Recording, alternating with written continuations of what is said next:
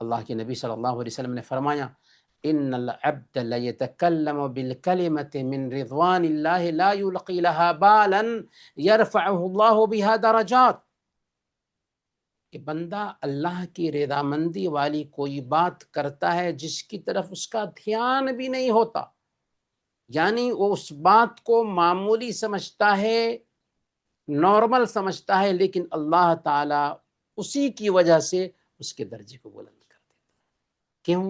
اس لیے کہ اس نے اللہ کی رضامندی کی بات کی تھی، خیر کی بات کی تھی، اچھائی کی بات کی تھی۔ وَإِنَّ الْعَبْدَ لَيَتَكَلَّمُ بِالْكَلِمَةِ مِنْ سَخَطِ اللَّهِ لَا يُلْقِي لَهَا بَالًا يَهْوِي بِهَا فِي جَهَنَّمَ، اور بندہ اللہ کی ناراضگی والی کوئی بات کر دیتا ہے جس کو وہ اہمیت نہیں دیتا، لیکن اسی کی وجہ سے وہ جہنم کی گہرائی میں جا گرتا ہے۔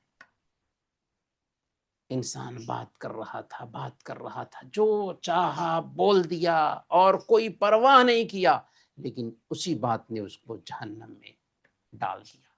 یہ حدیث اس بات کی رہنمائی کرتی ہے کہ زبان کی معمولی باتوں سے بھی ایک انسان کو لاپرواہی نہیں برتنی۔